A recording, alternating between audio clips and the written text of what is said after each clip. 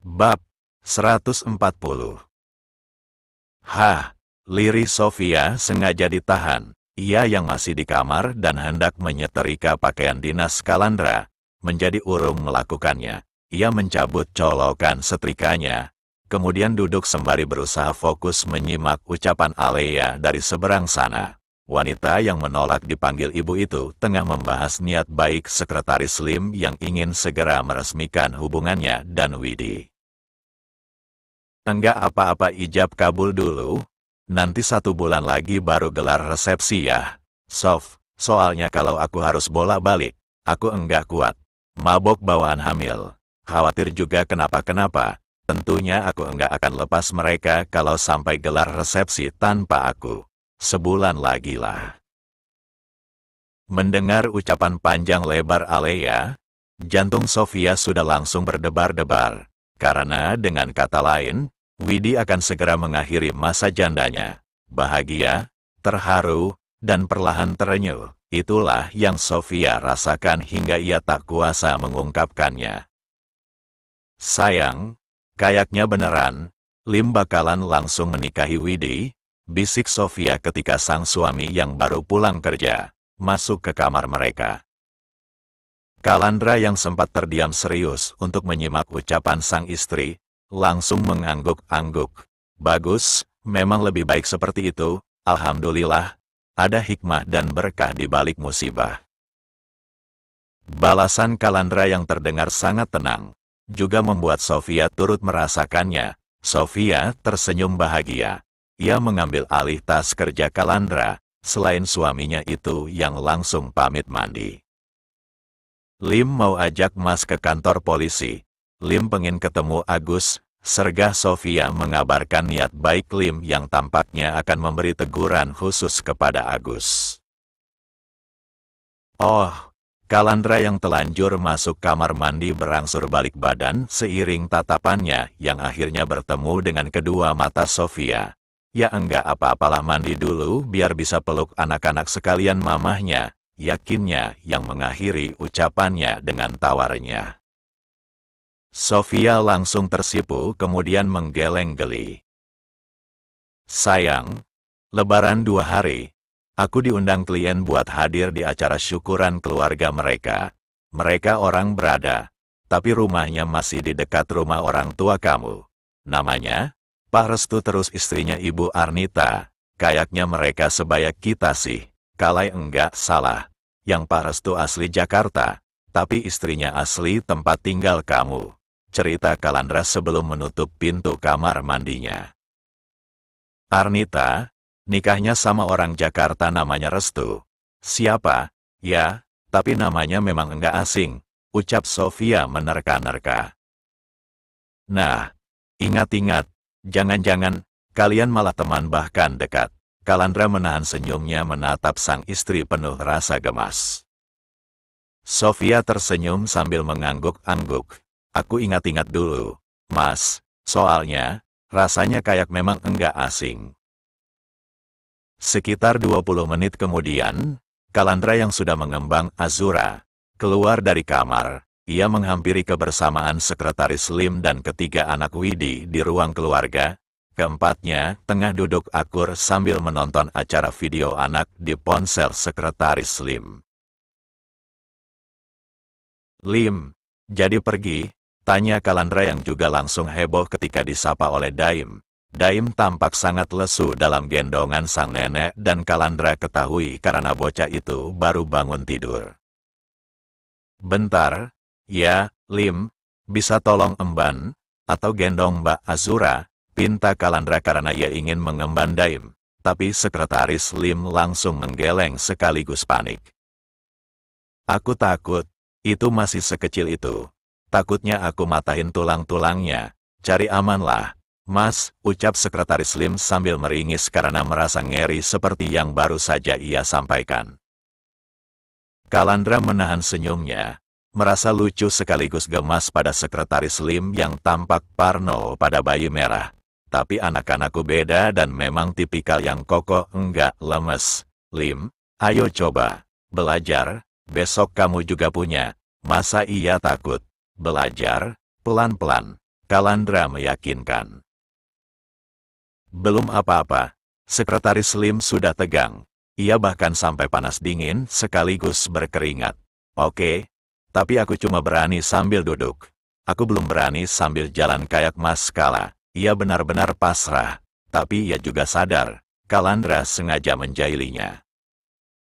Benar saja, Sekretaris Lim makin tak karuan ketika si gembul Mbak Azura ada dalam dekapannya. Namun, melihat Azura yang begitu menggemaskan, ia juga jadi ikut tersenyum. Kan, jadi pengen punya juga, kan? Kali ini Kalandra sengaja menggoda. Apalagi di waktu yang sama, Widi datang sambil menuntun orang tua Resti. Ketiganya keluar dari kamar tamu. Katanya si Lim pengen yang kayak Mbak Azura, ujar Kalandra yang kemudian tertawa. Ditodong begitu, Widi yang baru datang dan memang tetap membiarkan wajahnya tanpa rias hingga sisa bekas luka di pipi kirinya terlibat sempurna. Langsung kebingungan, tak kalah bingung dari Sekretaris Lim yang sudah sampai salah tingkah. Pipi putih Sekretaris Lim sampai sudah sangat merah. Namun melihat sang tunangan tengah belajar mengemban Azura, Widi juga jadi gemas. Ibu Kalsum sudah langsung tertawa lepas melihat ekspresi lucu Sekretaris Lim yang tampaknya memang ingin memiliki anak perempuan layaknya Azura.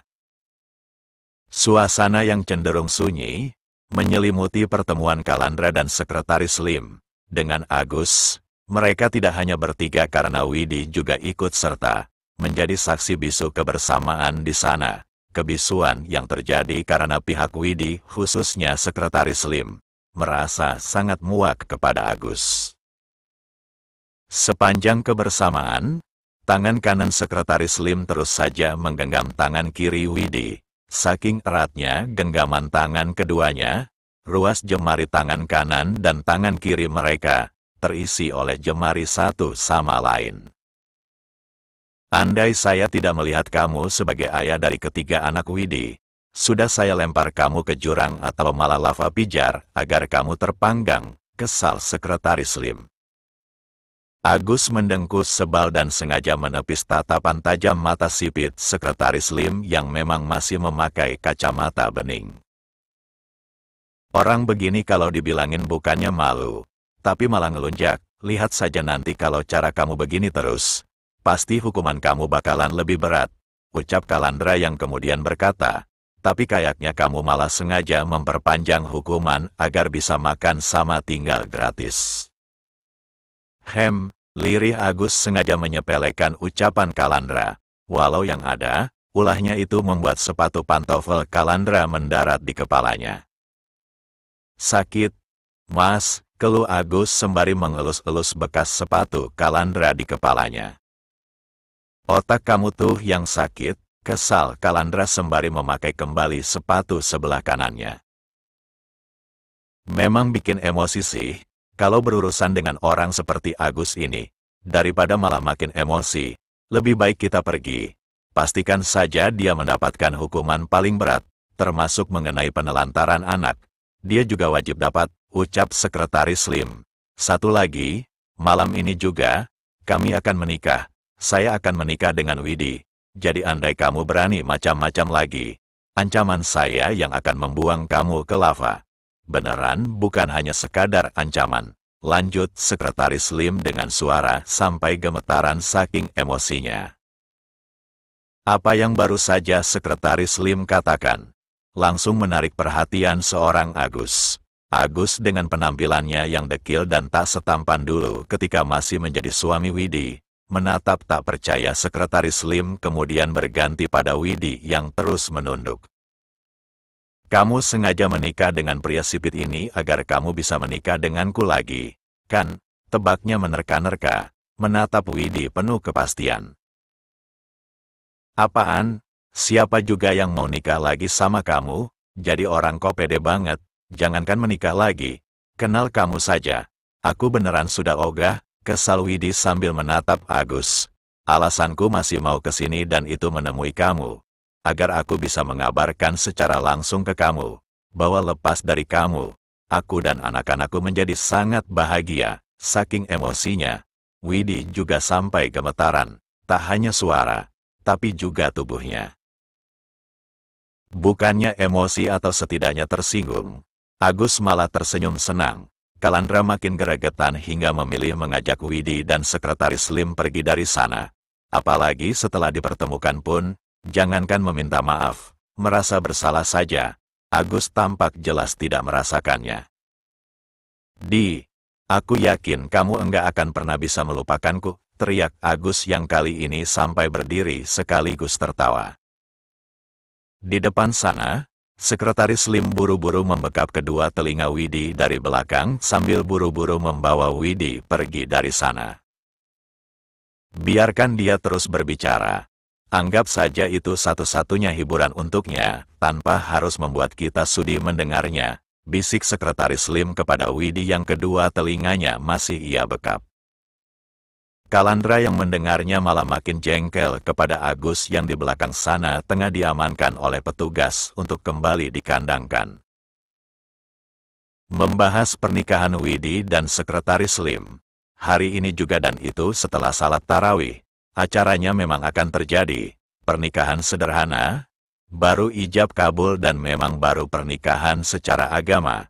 Kendati demikian, keduanya tetap langsung mengurus sederet keperluan agar pernikahan mereka resmi di mata hukum. Widi juga menjadi warga Jakarta demi mempermudah urusan ke depannya. Jadi, hari besok juga, Widi juga sudah akan langsung mengurus pengunduran dirinya dari sekolah wanita itu mengajar.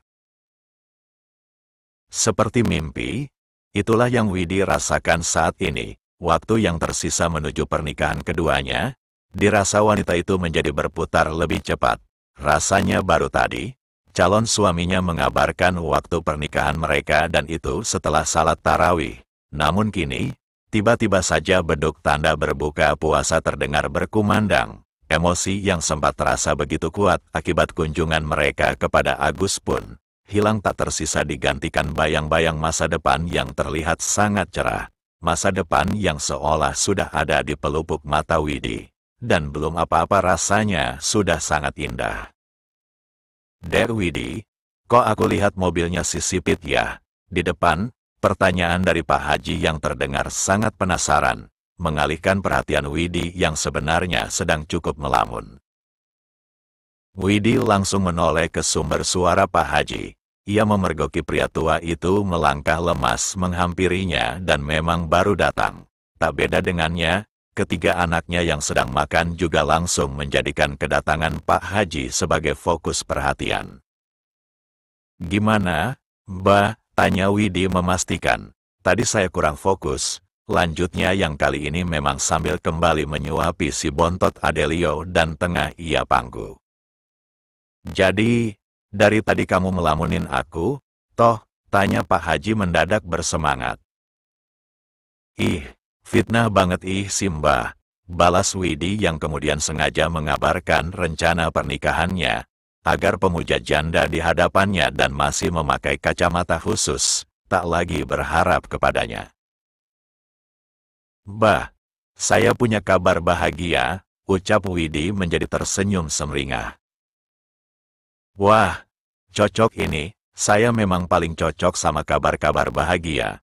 Pernikahan contohnya, pernikahan kita," sergah Pak Haji yang buru-buru duduk di tempat duduk kosong dan sudah ada segelas besar es teh yang dilengkapi irisan jeruk nipis. "Itu punya Ayah Lim," protes Salwa tak terima tempat duduk kosongnya ditempati Pak Haji. "Ayah Lim? Ayah Lim siapa?" "Ayah Abdul." "Nama ayah? Abdul Goni," ucap Pak Haji berusaha hangat kepada Salwa yang memang duduk di kursi persis sebelahnya. "Bukan ayah kamu, tapi Ayah Lim," protes Aldo yang tak kalah sewot dari Salwa. Karena nama yang sama terus disebut, nama yang baginya tidak asing dan ia ketahui sebagai nama orang Jakarta yang telah melamar Widi, perasaan Pak Haji juga ikut jadi tidak enak. Berdeham ia lakukan kemudian menghela napas dalam guna meredam semua rasa tidak nyaman yang sempat hadir tersebut. "Dek Widi, si Lim itu, nama si Sipit asal Jakarta itu, kan?" ucap Pak Haji hati-hati demi menjaga perasaan sekaligus hatinya sendiri. Karena sampai detik ini, ia masih tidak rela jika Widi yang notabene janda incarannya, malah memilih pria lain dan itu Sekretaris Lim. Mendengar nama calon suaminya disebut dan itu sudah langsung membuatnya damai. Widi juga membagi kebahagiaannya melalui senyum tak kalah hangat dari perasaan sekaligus situasi hatinya sekarang. Selepas salat tarawih, kami akan menikah. Mbah, yakinnya. Refleks Pak Haji yang kemudian terlihat pilon. Dunia pria itu mendadak hening. Seolah kedua telinganya juga mendadak tak bisa bekerja dengan semestinya, layaknya kedua matanya hanya karena kabar yang baru saja Widi sampaikan. Iya, Mbah, nanti, setelah beres salat tarawih, kami bakalan gelar ijab kabul. Mbah berkenan jadi saksi, kan? Lanjut Widi yang kemudian mengalihkan perhatiannya untuk fokus pada Adelio yang ia suapi. Namun di sebelahnya dan itu ditempati Pak Haji, suara jatuh terdengar. Mbah, ketiga anak Widi kompak memanggil Pak Haji yang terkapar tak sadarkan diri meringkuk di lantai. Setelah Widi periksa, ternyata pria itu pingsan. Bahkan walau Sekretaris Lim yang baru datang, agar mengguyur wajah Pak Haji menggunakan air cuci tangan di baskom kecil yang disediakan, Pak Haji tetap tidak mau membuka matanya.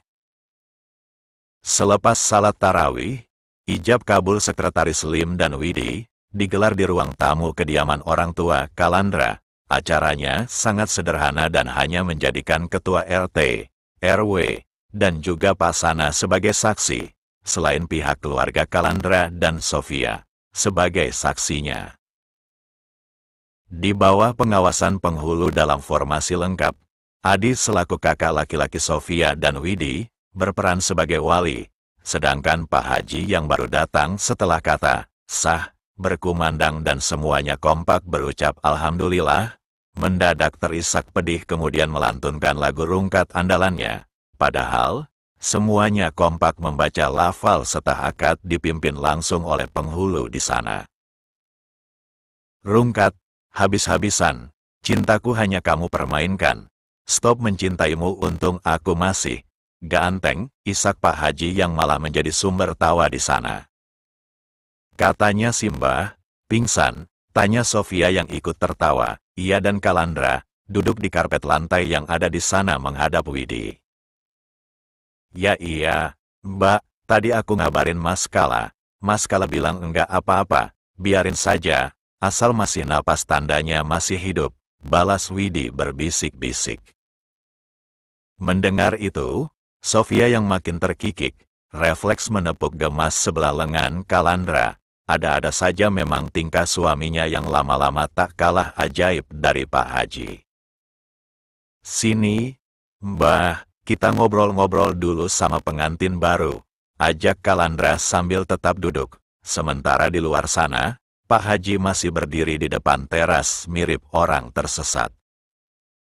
Emoh, balas Pak Haji yang maksudnya menolak. Ia malah memilih duduk sila di teras sambil menopang wajahnya menggunakan kedua tangan seiring tatapannya yang terus menatap pedih pengantin baru di depan sana.